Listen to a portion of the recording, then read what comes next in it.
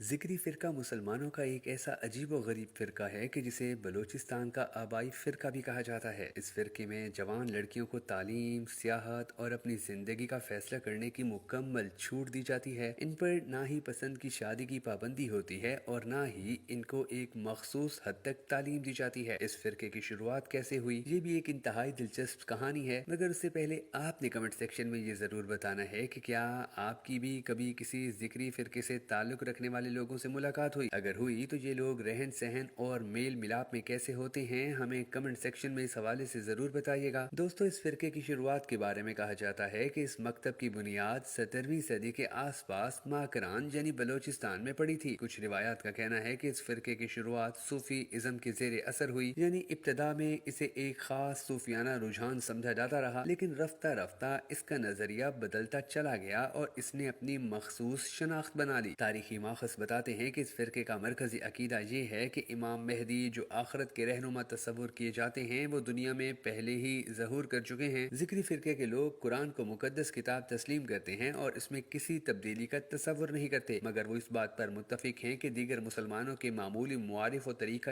عبادت بنیادی طور پر کافی حد تک تبدیل ہو چکے ہیں۔ ان کی عبادت کے انداز میں سب سے نمایاں فرق ذکر کی حرکات ہوتی ہیں، یعنی اللہ کا مخصوص تذکرہ اور ذکر کا انداز جو نماز کی حالت سے مختلف ہوتا ہے۔ یہ روزانہ 5 مرتبہ ذکر پڑھتے ہیں، جن میں 3 زیارات اجتماعی انداز میں کی جاتی ہیں اور 2 ذاتی طور پر مکمل خاموش رہ کر۔ ذکریوں کی عبادت گاہوں کو ذکر خانہ کہا جاتا ہے اور ان کے ذکر خانوں میں کوئی محراب نہیں ہوتا۔ اس کی وجہ یہ ہے کہ ان کا ماننا ہے کہ اللہ ہر سمت اور ہر مقام میں موجود ہے، اس لیے نماز کے دوران کسی مخصوص سمت کی طرف رخ کرنا ان کے نزدیک ضروری نہیں۔ یہ لوگ عموماً مینارے بھی استعمال نہیں کرتے۔ ذکری فرقے کا بہت اہم مقام کوہ مراد ہے اور یہ مقام ان کے لیے اتنا مقدس ہے کہ یہ ہر سال رمضان کی 27ویں رات کو اس کی زیارت کرنے جاتے ہیں۔ یہ عمل ایک تہوارانہ شکل اختیار کر لیتا ہے اور ان کے عقیدے کے مطابق وہ اس دن کی عبادت اور زیارت کے ذریعے روحانی تقرب حاصل کرتے ہیں۔ ذکری فرقے میں انفرادی اور اجتماعی تنظیم کا نظام بھی موجود ہے۔ ان میں سے بعض بزرگ اور روحانی پیشوا، جنہیں مرشد یا واجد کہا جاتا ہے، معاشرتی اور روحانی رہنمائی کا کام سنبھالتے ہیں۔ ماضی میں اس فرقے کی تاریخ پر بہت سی مشکلات اور فشار آئے، خاص طور پر ان پر مذہبی اور سماجی سطح پر تنقید اور ظلم کے واقعات بھی رپورٹ ہوئے۔ بلوچستان میں بعض اوقات انہیں اکثریت مسلم حلقوں سے غیر مسلم یا منحرف سمجھا گیا اور اس کے علاوہ ان کی عبادت گاہوں پر